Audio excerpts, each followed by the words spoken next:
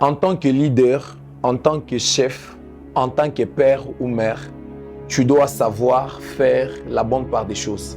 Tu ne dois pas faire les choses comme n'importe qui. Tu ne dois pas faire les choses pour plaire à quelqu'un. Tu dois tenir compte de tes actes. Pourquoi? Parce que cela peut amener des répercussions positives ou négatives sur la vie de ta progéniture à venir. La Bible dit, les pères ont mangé les raisins, mais les enfants ont mal aux dents. Ça veut dire quoi? Il y a certaines choses que tu peux faire aujourd'hui qui peut coûter cher même sur tes enfants, qui peut coûter cher même sur ta progéniture future. Dans Osée 4,6, la Bible dit, puisque tu as oublié la loi de ton Dieu, j'oublierai aussi tes enfants. Qu'est-ce que les enfants ont fait pour qu'ils soient oubliés par Dieu? Juste parce que toi, tu as oublié la loi de Dieu, la répercussion vient tomber sur les enfants. Et c'est quoi la répercussion?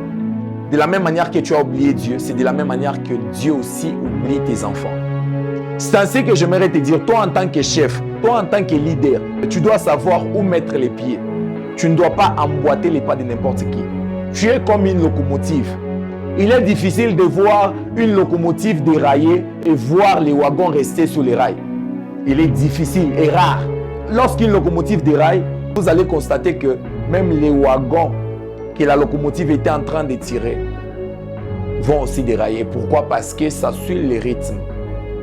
C'est ainsi qu'il y a de petites choses que tu peux faire aujourd'hui qui peuvent coûter cher à tes enfants.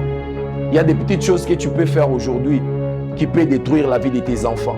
Pour l'amour de ta progéniture, pour l'amour de cette génération future qui viendra après toi, fais les bons choix. Pour rien au monde, n'accepte pas de sacrifier ta génération future. Lorsque tu seras dans la 80aine, peut-être tu n'auras pas même la force de te tenir debout. Tu n'auras pas la force d'aller travailler. Mais parce que tu as bâti, tu as laissé une très bonne base, cela va faire en sorte que cela puisse jouer aussi dans ton avantage.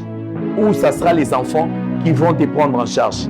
En soi, je comprends clairement ces versets. Ici, c'est le père qui oublie la loi de Dieu, mais ici, c'est les enfants qui seront oubliés. En d'autres termes, qu'est-ce que Dieu veut tout simplement te dire? Parce que toi, tu m'as rejeté alors que tu es jeune.